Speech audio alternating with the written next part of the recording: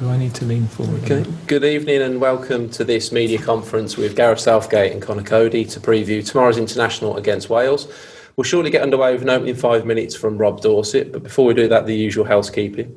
Please remain muted at all times, only unmute yourself to ask a question. If you do have a question, then raise your virtual hand or pop a message in the chat box.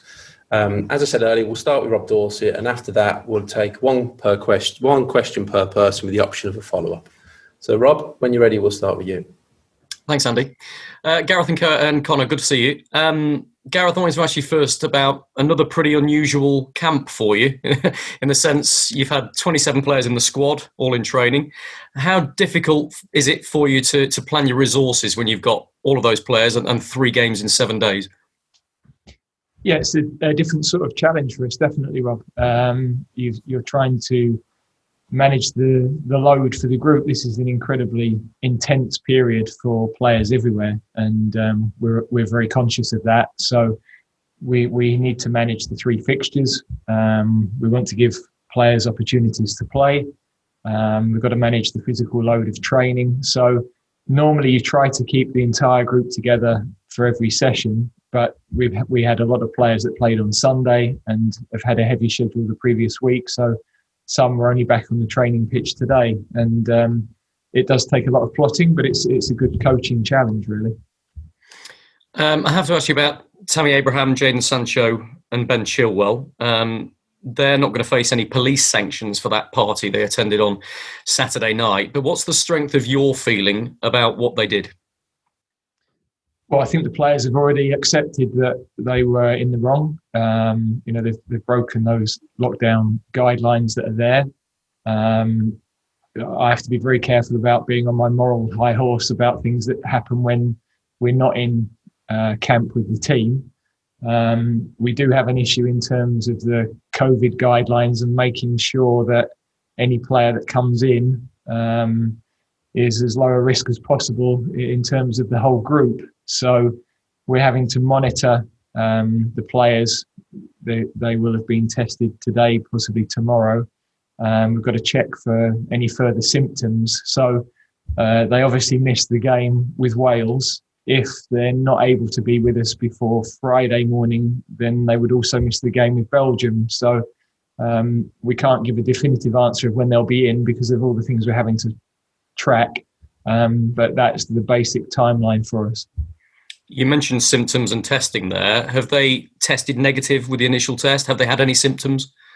I don't think we should be sharing all of that medical information at this point. At the moment, they're all in consideration for later in the week. We just have to track what that happens and make sure that we're, as I said, protecting the whole group, really. That's key because we have a unique bubble where you're bringing everybody from different environments.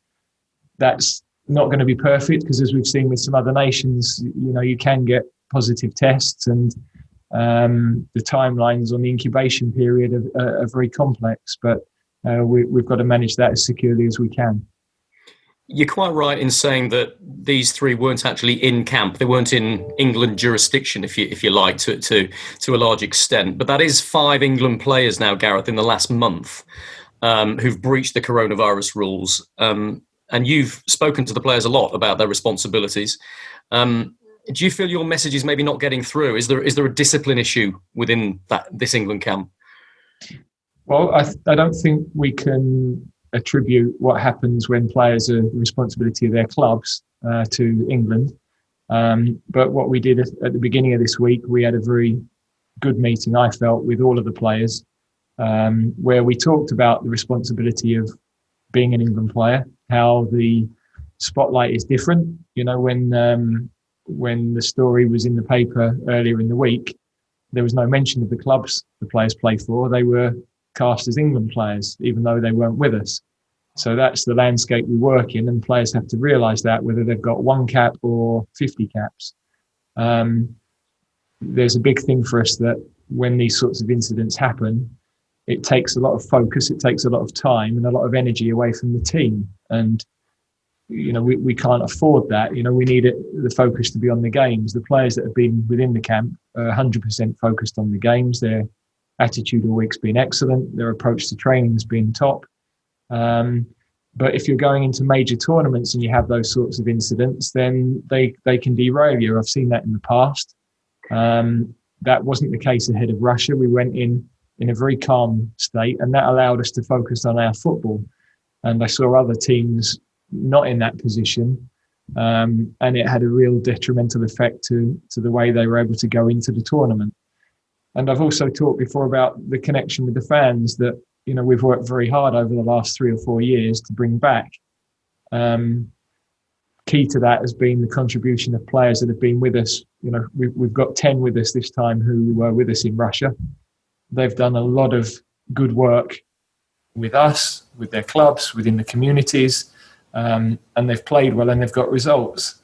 Some of the younger ones haven't done that yet with England. They don't have that credit in the bank. They've got to prove themselves, and they need to remember that it is an honour to play for England, and all of these things, as we're selecting squads moving forward, do play a part in your thinking. So it's very difficult for me to stand here, and I'm not going to be too moralistic because we've all made errors in our lives. I'm the same. I've been a player. I've had nights out, so I'm not sitting here saying that I haven't done any of the things. We're living in really unique times with the COVID regulations, and everybody from politicians to businessmen to footballers are having, have erred within that field.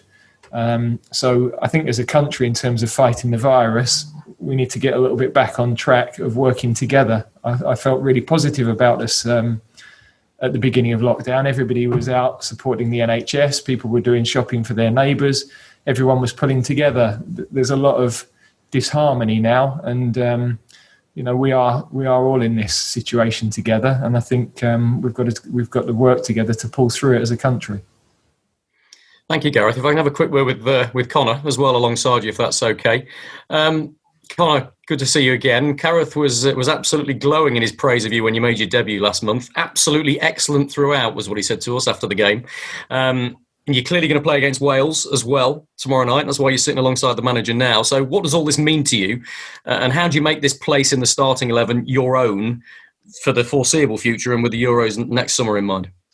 Yeah, well, first and foremost, that from the gaff was brilliant. It was something where I mentioned last time after the Denmark game, before the Denmark game, it was everything I dreamed of and more. Honestly, it was incredible. And now I've got to the second camp. The feeling's exactly the same. It's been amazing. This week's been fantastic in terms of training, and it's been something where we've focused on these 3 games because they're 3 big games for us. It's something where I think since the last camp finished, we were looking forward to this one because, as I mentioned, the game come thick and fast at international level now with everything that's going on in the world and with the international duty not happening for so long. It's something where the game's coming thick and fast. So it's enjoyable. It's something we're all looking forward to. But for me, it's just about learning off these players who are here. I'm here with world-class players.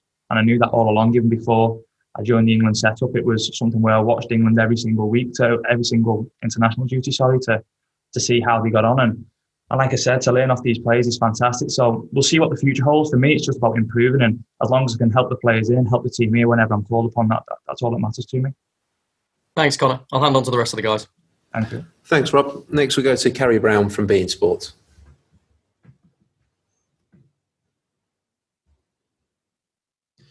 Carrie, I think you're on mute.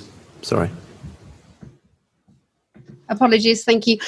Gareth, due to the COVID breach ahead of your last match and because you were without a dearth of players due to injury or due to coming back from the summer break, you opted for a conservative approach. You've had a bit more preparation time after this breach. So what can we expect to see from this team to build on what you have with some familiar faces back in and some new faces back in, and what are your key objectives? Yeah, I think when we're talking about a conservative approach, that's a little bit the profile of people we picked in certain positions, but also we were playing a system for the first time in a long while, and I thought that gave us great solidity. It gave us great control with the ball. But obviously we want to be more of an attacking threat. But when you've not worked for 10 months as a group, you need time on the training pitch, and the process of improving as a team is to play, is to review performances, is to look at what can be better, and to put those ideas into the team. So that's what we've talked a lot about this week. You don't have that time that you get at a club. Even with the shortest of pre-seasons, you get 2 or 3 weeks with the club. We get 2 or 3 days every time, so we have to maximise that. But there's always a process of improvement. How do we get better? How do we make sure both sides of the game are right? And that's what we've focused on this week. Some key forwards out now. Jose Mourinho, ahead of your squad announcement, did urge you to be cautious with Harry Kane's time. He has since apologised for calling you Gary and said that you can call him John. But he said you have had a conversation. So did you get your point of view over to what do we call him now, the special John? And have you accepted his apology? Oh, absolutely. Look, I have to say he messaged me privately anyway to apologise, and I knew because he's called me Gary before in a media conference a few years ago, and so I kind of knew, goodness me, we have coaches coming here who can speak 4 or 5 languages to get every nuance of that right. I've huge admiration for the way they deal with that, frankly. I've got O-level Spanish and French, but that's my limit. So I had no issue with that at all. I said to him, he's only one Gareth that he's got to get right, and he'll score all the goals for him this year. So from my point of view, not an issue at all. In terms of the players, we've got to look after all the players. And I think we've always done that. We don't take risks. I've been a player. I didn't like it if managers took risks with me, but they never did, because I always knew whether I was ready or whether I wasn't, and I was prepared to go for things a little bit more than I think we do now. Medically, we're a lot tighter in this day and age, so we don't want players missing any football. I'm not prepared to risk players' welfare. We will balance the minutes of the squad. We have to do that. There's a huge schedule through the season, but I think we can keep freshness in the team for the 3 games. And field teams that are more than capable of winning all 3. Thank you, Kerry. Next, we'll go to Alex Howell from BBC Sport. Hi, Gareth. Hi there. Just how hard is it to be a young player in this day and age, and especially throughout the coronavirus pandemic? Well, I think to be a player, full stop, is more difficult than people might realise. The journey to becoming a professional player is an incredibly difficult one. You've got to have incredible qualities to get there. Then the spotlight now, of course, on everybody is increased. When you're an international player, that's increased even more. But these are the things that our more senior players have tried to help with this week. We're recognising that young people will make mistakes. You generally make fewer of those mistakes as you get older. Not always, but that is normally the process of life. So we have to help them. We have to explain how it affects the team, explain how it might limit their opportunity. We've got 3 boys now who've already missed 1 game. They may end up having to miss another one. So that hurts themselves as well as the team. And the key part is making sure that these things don't hurt the team. And on morals, responsibilities and respect, a lot's been made when Dominic Calvert-Lewin met you yesterday and took his hat off as kind of a show of respect. Is it nice to see that from a player? I was really, it really hit me when he did it, actually. I know he's commented on it since, but it was a small thing, but I think those small things are really important. I wouldn't insist everybody does that, but you take on board things like that, don't you? I have to say, there's a lot of talk about our group at the moment, and it doesn't reflect the characters and personalities that we've got in actual fact. So it's I think the group in general would find it difficult that they're being tarnished with being personalities and characters that they're not. You can run through any number of names to see the good work that they've been doing, that they've done. So that again, I think galvanises the whole group to say, hang on a second, we've got to start to get a grip of what we're doing away from here. The hard part of that is I don't have control over that. When players are in their own time or with their clubs, they don't have control of that. What we're certain on is if anything happens within our camp, then we do have the opportunity to affect that. And further down the line, we've got to just make sure that we're selecting the right characters that we can rely on when we're in the key moments of matches. Thank you, Alex. Next, we'll go to Jack Rosser from the Evening Standard. Hi, Gareth. Hi, Jack. I just wanted to ask about Ruben Loftus-Cheek quickly. He's one of the players that moved and said he wanted to do it to get back to his best and to do it so he had a shot at getting in the Euro squad. A lot of players have cited that. Do you think leaving a top six club for a club that look like they're going to be in a relegation battle is the right thing to do as long as it's getting in minutes? And can he get back into your plans playing at Fulham? Whenever I speak to players about these sorts of situations, first and foremost, they've got to do what's right for their career, number one. And England is a consequence of that further down the line. So I think when you're making career decisions, you want to be playing football first and foremost. And if there's more likelihood of playing football regularly at Fulham, given the amount of football that Ruben's unfortunately missed with various injuries, then for his own development and his own enjoyment of his career, then I think that's key. And then if he can play well, then getting back in the England team gets on the radar. But he's missed nearly 18 months. I mean, really unfortunate to get the injury. He was having a super spell with Chelsea going into the latter stages of the Europa League. Misses nearly a year. Then just as he's getting back to fitness, we have the pandemic. So he's missed a huge chunk. Very unfortunate. But we know the talent that he has. We know what he's capable of. Hopefully he can get back to playing regularly with Fulham, and then he can go from there. Cheers, Gareth. Thanks, Jack. Next, we'll go to Lewis Cox from the Wolverhampton Express and Star. Just for Conor, if possible. Conor, hope you're well. I just wonder how training with Gareth and the squad compares to being back in Compton and under Nuno. Well, first and foremost, it's been brilliant.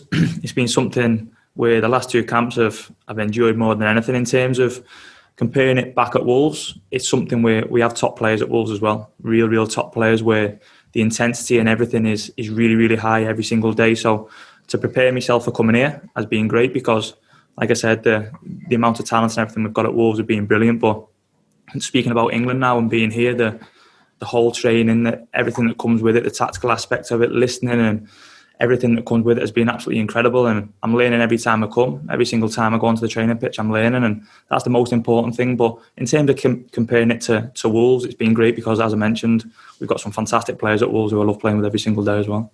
Yeah. Do you think that your sort of progression as an individual with Wolves and as a team is sort of highlighted with another call-up? You're sort of reaping the rewards? I'll be honest, I don't look at it like that. I look at it in terms of every single time I play for Wolves, I try and help the team. I try and help the club as much as I possibly can. And that's something I say all the time. And that's no different when I get called up to international duty as well. I just want to make sure that I'm ready when and if I'm called upon by the gaffer to help me teammates, to help the team move forward and improve and hopefully get results. And I think that's the most important thing. I'm not someone who looks too far ahead. I look at what's going on now. And at the minute, I'm a very proud man to represent my country. Thanks, Conor. Thanks, Lewis. Next, we'll go to Jack Pitbrook from The Athletic. Hi, Gareth. With 3 camps left before the Euros, what's your current thinking on the goalkeeping position? Well, I think we've got to be careful about using the 3 camps left in terms of, where should we be as a team and where should we be in our thinking, because we had no games for 10 months. So we've had to start again, really. The momentum that we had, we've had to start again. Clearly, we know that Jordan has made errors. Nick actually made errors at the weekend, and Dean has only played the League Cup games so far against, sort of changed lineups with the opponents. So there's a very close contest. and all three, we don't have any hesitation in putting all three in goal. We will make a change tomorrow because I think it's a good opportunity to get other people on the field.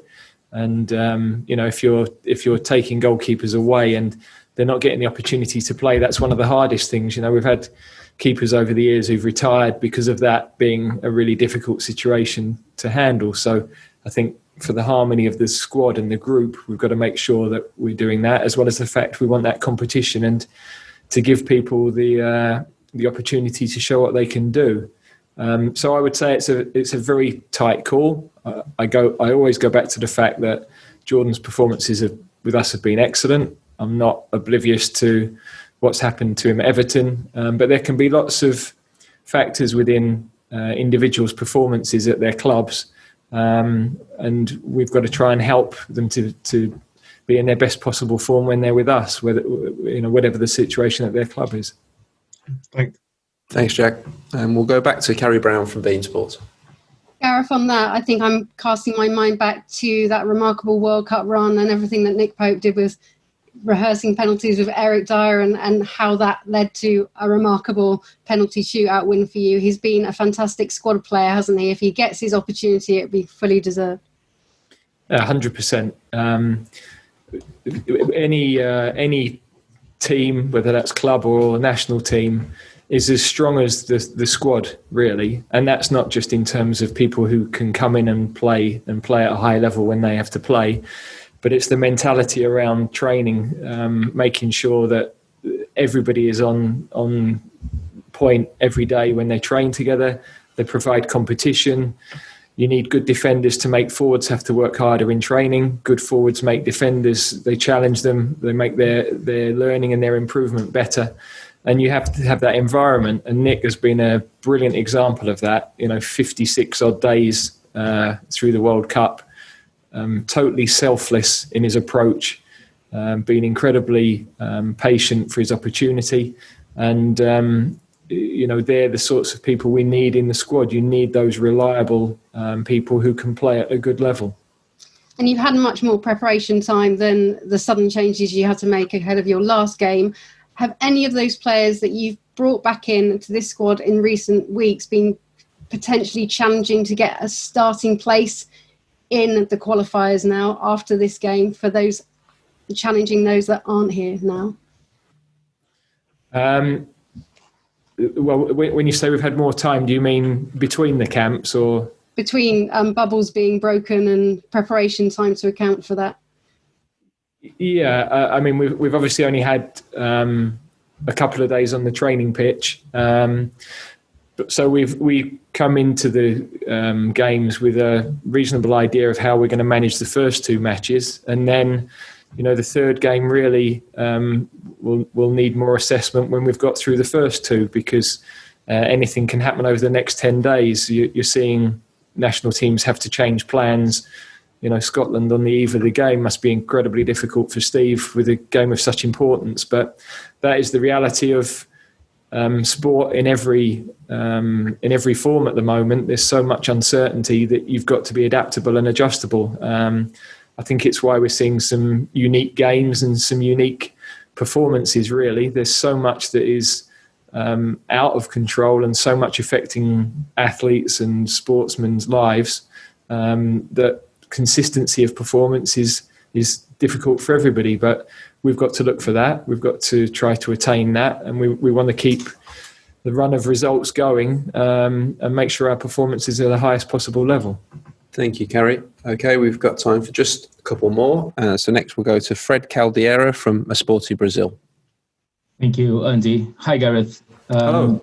We've all heard former England players sharing their thoughts of some difficulties that they had been in the past with the Premier League rivalries within the national team environment.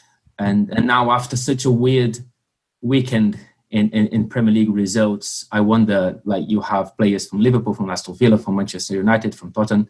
I wonder if this is a challenge or if this is an opportunity for you to see that those two universes can live in harmony?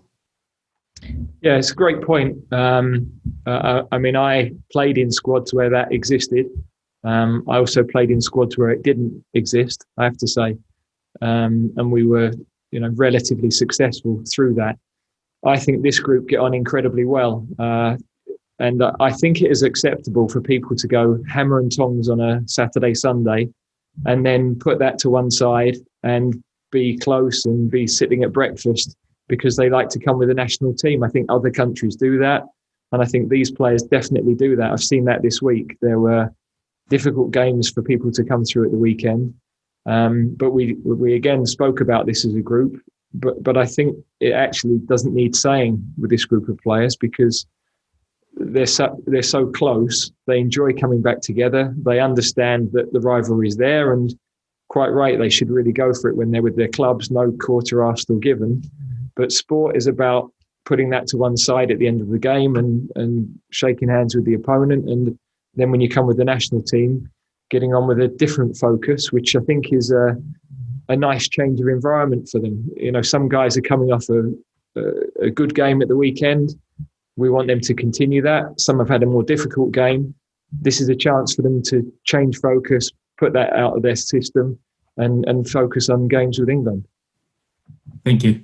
Thank you, Fred. And we'll finish where we started with one more from Rob Dorsey at Sky. Thanks, Andy. Gareth, a British derby game, if you like, England against Wales, is usually a pretty feisty affair, but obviously there aren't going to be any fans at Wembley, which disappoints everybody.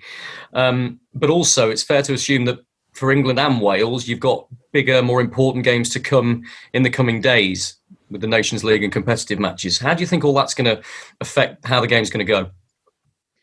Well, we've only got one match in our mind at the moment, and that's the game with Wales tomorrow. We have to, as a group of staff, plan the week, but our focus on preparing the team for this game has been exactly the same as it would be for any other game. And we know it's every time we play for England, it's important. We know that there's no such thing really as a friendly anyway, and certainly with playing Wales, we know what it means to them. But I would be disappointed if anybody thought that English players were less passionate about playing for their country or playing in a game like this than the Welsh. And we have to go and show that, but we've also got to play the way that we play and not focus on just being a battle against an opponent that has high motivation to play. Our team tomorrow, when you go through it, will have huge motivation to play. And it might lack a little bit of experience, but there's great opportunities for everybody and a really good opportunity for us to learn a lot and to take on an opponent who will give us a super game tomorrow. Okay. Thank you, everybody. That concludes this media conference. Appreciate your time this evening.